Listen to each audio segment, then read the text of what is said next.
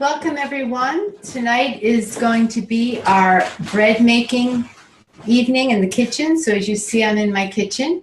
My name is Lorena Carroll and I'm an Ayurveda wellness consultant and also a certified teacher of Transcendental meditation. And it's a pleasure to be here with you this evening. Those of you that are watching live, then you will be able to, maybe chat in some questions if you have any questions. And if not, if you're going to be viewing this later on, you can always just send me a message at Lorena, L-A-U-R-I-N-A, at your, Y-O-U-R, Ayurveda consultant.com. That's A-Y-U-R-V-E-D-A consultant.com. You will also be able to go to the website and view this eventually. It probably will take maybe 2 or 3 weeks before we get up on the website. So how can we make really fresh, wonderful bread? It's so interesting in our culture how we can relate to certain foods in a very emotional way. And when you listened possibly last night, I had my part 2 of the mind, body, and emotions, and how healing and health are all about that balance of mind-body connection. Well, bread is such a common staple in every culture. You go to a restaurant and they're putting bread out. Doesn't matter what culture it is, they have some type of bread. And so it really nourishes our soul in a very deep way if we have breads that are sort of how we grew up, and certain breads that we ate when we grew up, and it can sort of ignite some emotion from us. So we don't want to give it up, but we need to make healthier breads because bromate is in bread, and that is really horrible. It's kind of sort of like helping to keep the bread together. It's a preservative and keeping it fresh and keeping it thick, and that has very negative side effects. Yeast, I know many of you are still eating things with yeast, but yeast is not good for the health, so I would recommend unyeasted bread. But it's so hard. If you go even to Whole Foods, you try to find organic, non-GMO, unyeasted bread, impossible to find. I hopefully will have my bread in Whole Foods sometime very soon. So I want to make a basic recipe for you. It will have different types of grains. I am going to make it gluten-free. If you choose to use gluten, that's fine. But for tonight's purposes, it's going to be gluten-free. And I wanted to first introduce you to something which, again, I don't want to overwhelm you. You can just, for now, go and get your own flour at Whole Foods ground. But if you are in the market for a bread, to really make excellent bread, you're going to want to get a Champion grinder. The reason is what I do is I grind my own grains fresh. Why? Because as soon as that flour hits the air, the oxygen hits it, it starts to reduce the nutrients.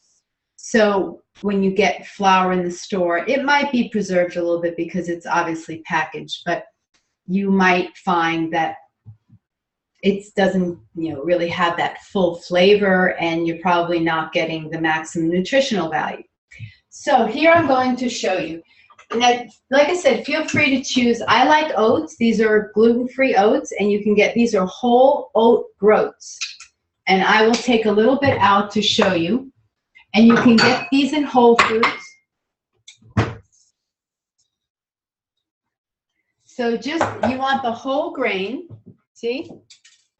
And then you just pop them in. So these take a little bit longer to grind, so I won't put too many. And then you're going to put that in. Then you have buckwheat groats. Now I'm doing gluten-free, so these are all gluten-free.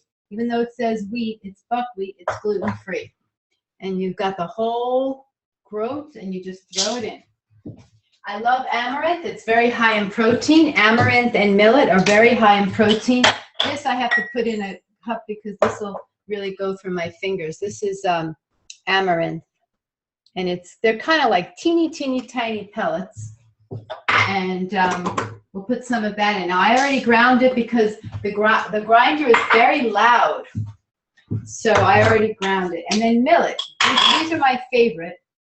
But again, you can add hemp seeds and sesame seeds And you can have add zucchini and different types of squash, butternut squash, acorn squash.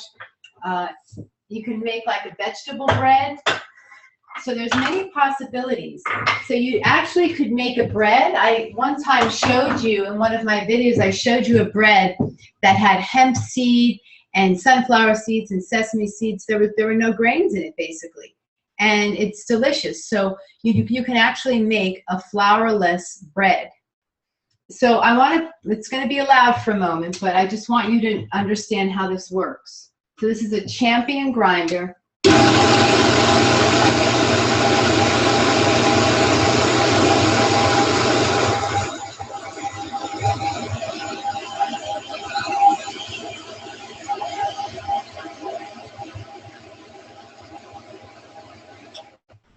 There's also an attachment for a juicer here as well. So you can buy one unit.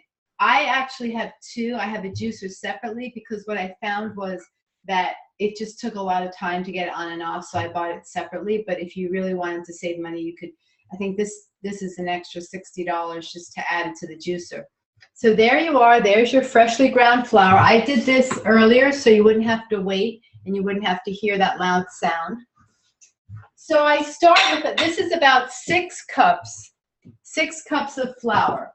So here's my KitchenAid. You don't even have to, you just throw that in there and you'll start to let it go round and round. Now you can use olive oil if you want to put oil in. I like ghee. I like clarified butter. Sometimes I use olive oil. It depends upon the kind of bread I'm making.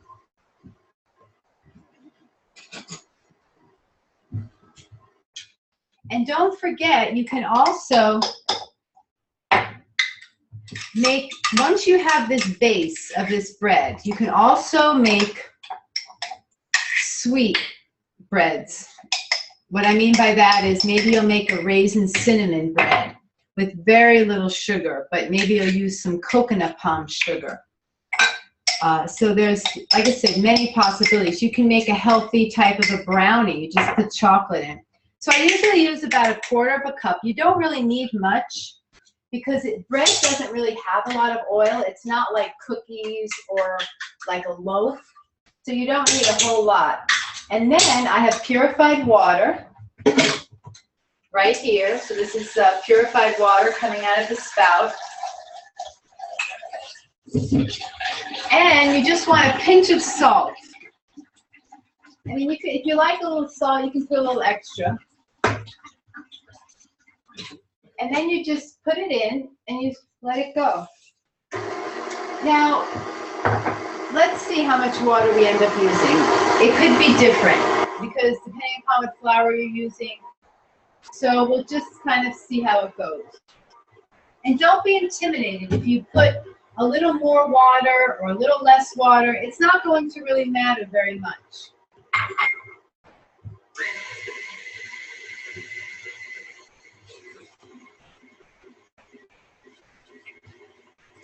So while that's happening,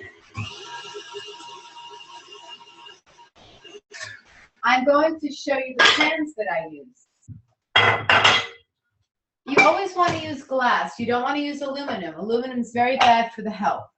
So what I'll do is I will get some ghee or olive oil, and I will line the pan with it. I wash my hands very well, so you can just go in here and really get the ghee everywhere.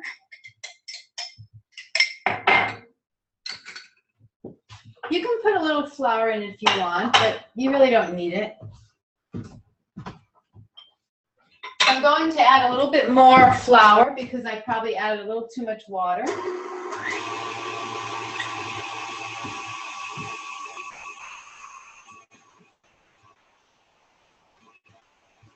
Okay.